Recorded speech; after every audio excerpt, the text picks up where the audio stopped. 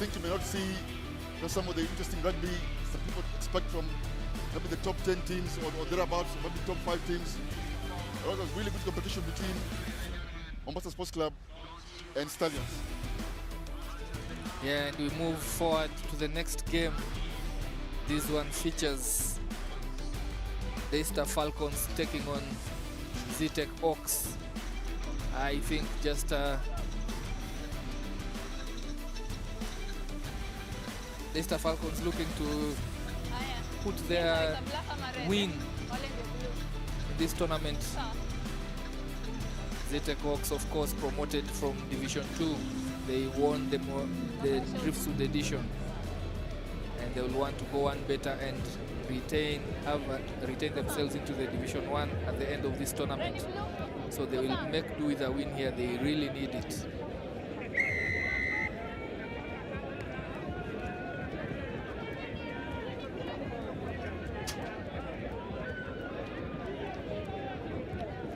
Good kickoff there to Daystar. They retain it, and they just outside of their 22, swinging it from one end to another, and just pumps his leg through the gap. He has 2 defenders attending to him there, but they do well to retain possession. Goes to the shorter side, offloads, but it doesn't go to hand. And first chance to attack goes begging for the Daystar Falcons.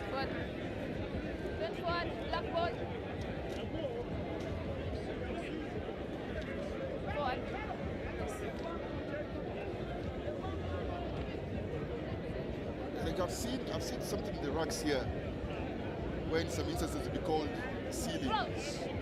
You know, Obuya just escaped for that rack there, and he seemed to sort of lean into the rack and to deny a contest from Zetech. Some referees are calling it, some are not calling it, but it looked like some sealing there. Yeah, it's really a grey area, if you ask me. The rack areas are really hard to referee and to interpret, but consistency is what you require from ref to ref, and players will be wise to know which ref refs how and use that to your advantage. It's a fair point. As you see a line break here by Daystar. Yeah, that was a Daystar by Clinton Amkwachi. Pumped his leg through that gap. Clinton Amkwachi just sets up Daystar Falcons for their first try in this encounter. As you can see there, pumping and pumping. Try line stretches and scores. Clinton Amkwachi, a strong ball carrier. That's really good control there by Amkwachi. Didn't panic when he got tackled just before the line. Had the presence of mind there to stretch out. Still keeping control of the ball and score the try. Yeah, Daystar Falcons, in their first match of this tournament, they lost 26-5 to Strathmore Leos. And then when they met Menengai Oilers, they got a hiding. That one ending 31-5. And they are aiming and gunning for their first win here against Zetech Oaks, who similarly have lost all their games, the first 2 games.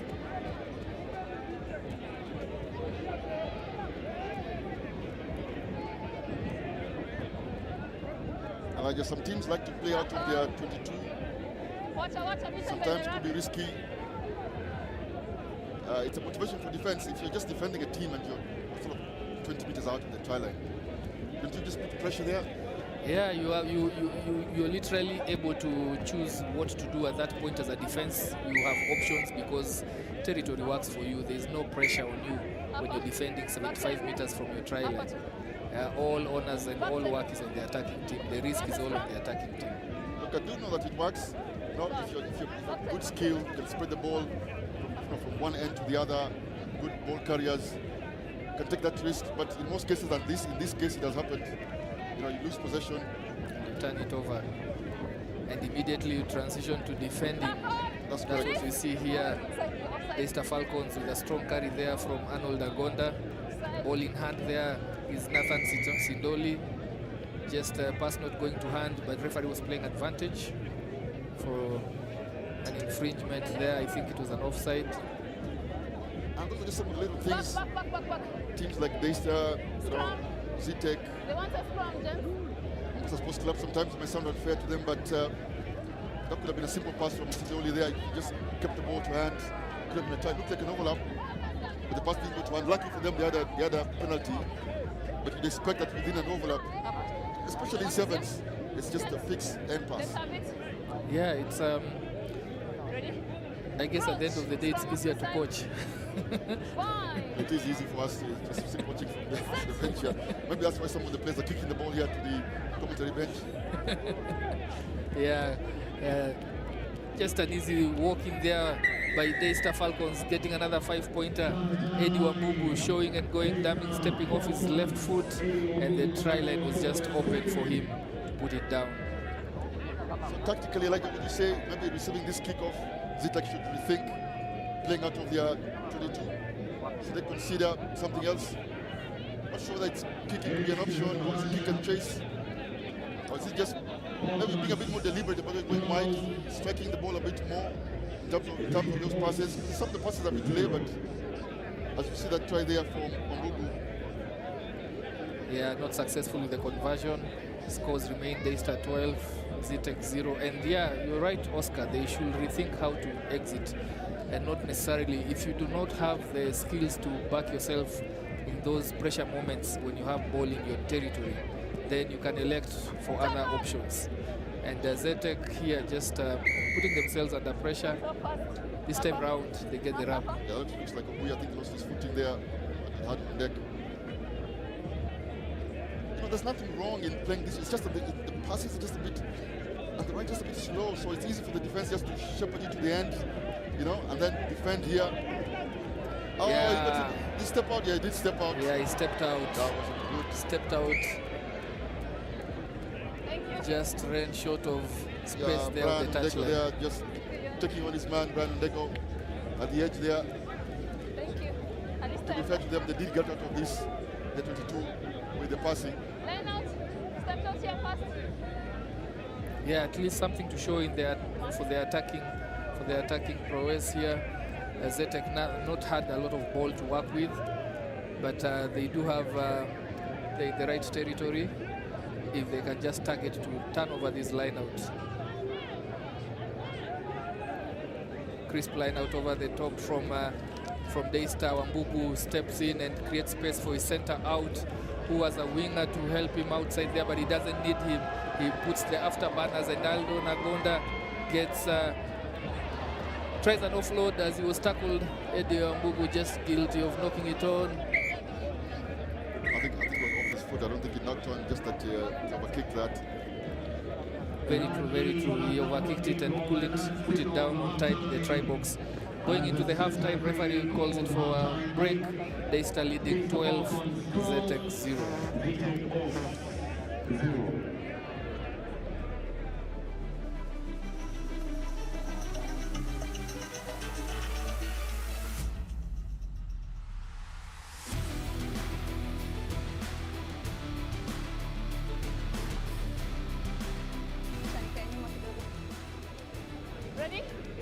Daystar Falcons kicking us off for the second half of this match, the last round of fixtures, and also last games for both teams as they're looking for their first wins of this second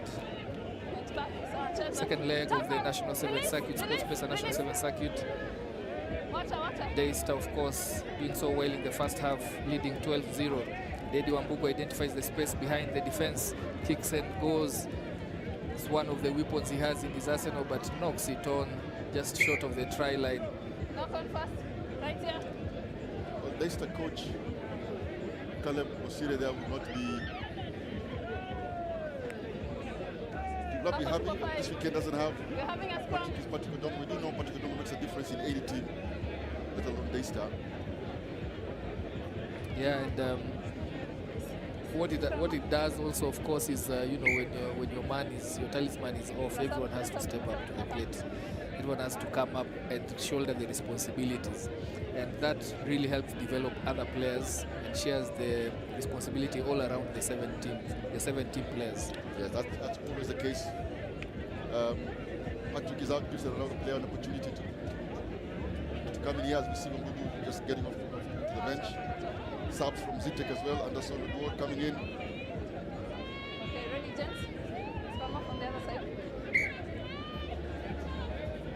Yeah, very, very urgent matters for Zetech to address here. 5-meter defensive scrum. Set. Just hold. They need a very stable one. No pressure balls here.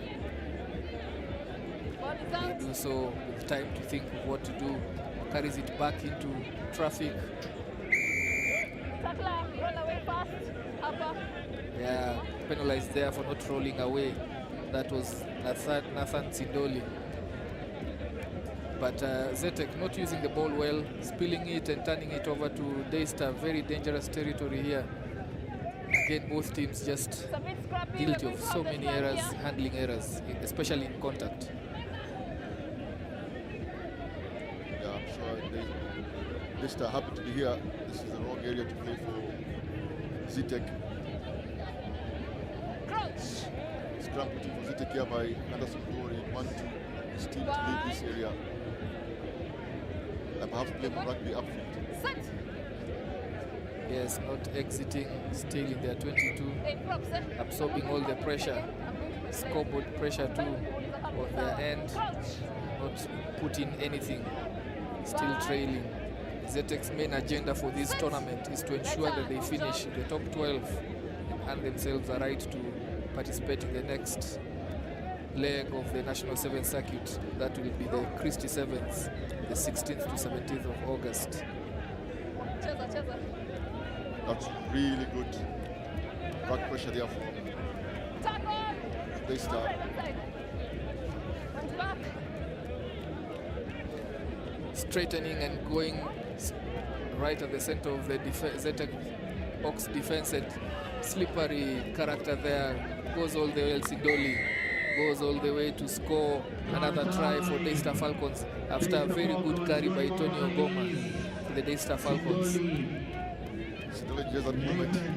Just before that, he's like to miss the pass. Didn't get it, but he didn't go forward. Before he says he didn't go forward to play, but he came back again in support, kept going. And show and go there by Sindoli. In a good pass. I think Daystar using their power here. Zetech, they're not going to turn over. Zetech again trying to play to the 22. Then Zetech just in a very ferocious ruck context there. Eventually got the ball and Sindoli went in the try as he substituted. Yeah, Sindoli, after doing his good job, takes a break, and on comes number 13, Elvis Sunday. Zetech Hawks, of course, just doing all the hard work, but in the wrong territory, so that whenever they spill ball, whenever they turn over possession, they get punished by Daystar. They just need to work on that. Gilbert Odhiambo here with a good step here for Zetech. Good carry there by Gilbert. Anderson comes to the rack. Clear and sends it out now. Maybe this is better play here from Zetech. Oh, the pass just doesn't go to hand. Gilbert has to gather again here. Offload, yes, it's on the offload.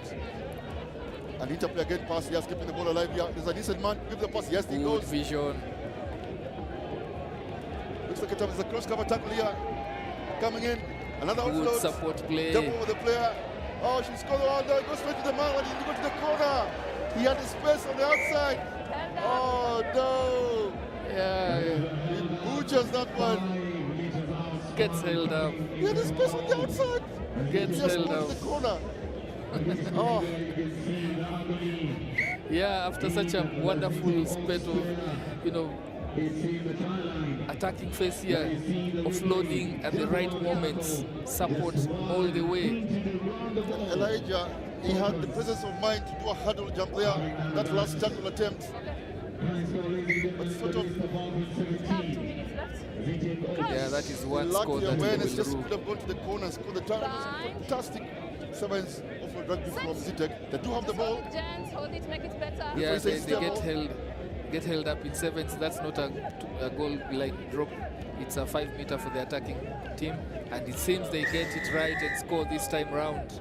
Anderson with all of his 55 kilos does steps and goes there and eventually scores a try. And this is an outcome of some beautiful rugby from Zetech, and eventually they get a try from it. And they started right in their own 22, just identifying that they needed to keep the ball alive and deny Daystar any contest, any areas to contest the ball. Went all the way to score that try. Remember, the last time they conceded was because they tried to look for a rack in the 22 This time, power play there on the rug, good confrontation in the get on turnover and scored. And this time, Zetech choose then to offload, and very good support lines here from the support players from Zetech. Very high kickoff. And well taken as well.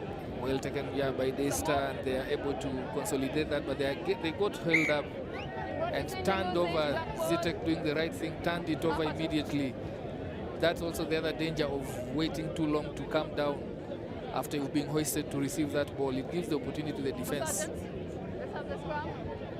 Zetech as well, aware they lost the kickoff, but didn't lose the man, kept him up there, and now they have another chance to go, even though the time is up. Should they have the last say on this one? Just hold. Yeah, won't make much of a difference in terms of the outcome. Still be a loss, but they will want to go out on a high for after this day one, and a good grabber kick there. Oh, I missed the ball again. Advantage. Advantage over. Off to the races, but just gets caught there. Tap on. Halfway of the pitch here. Dennis Wambugu again goes to his boot. He has used that around 4 times in this match. And in this instance, it just turns over possession to Zetech Hawks, who wants to finish on a strong, on the high here. Elijah just need to keep it alive here, and the opportunity comes in. There he goes, come around the corner. Just didn't go to hand. And this, our referee says, what is it? It's a knock-on by Daystar. Yeah, I wonder what. Right here. I wonder what the referee saw there. A knock-on by Zetech Hawks. Yes, Zetech. Wilson Otieno was waiting for the try line there, but the referee calls them back. It's your ball, blue ball. Wilson Otieno was raring to go there, but yeah, referee calls it back for a knock-on, and I think unless Daystar wants to sharpen their attacking skills, they should be able to secure this one and kick it outside. Sit. Just hold it. Caleb Osire Better. went towards that. I think he wants his team to just get this out, and yeah. Yeah, Tony Ogoma just kicks it out, and that brings to a halt this game between Daystar and Zetech. Daystar getting their first win, 17. Zetech still winless at 7 points. Hey, marathon. Daystar Falcons 17.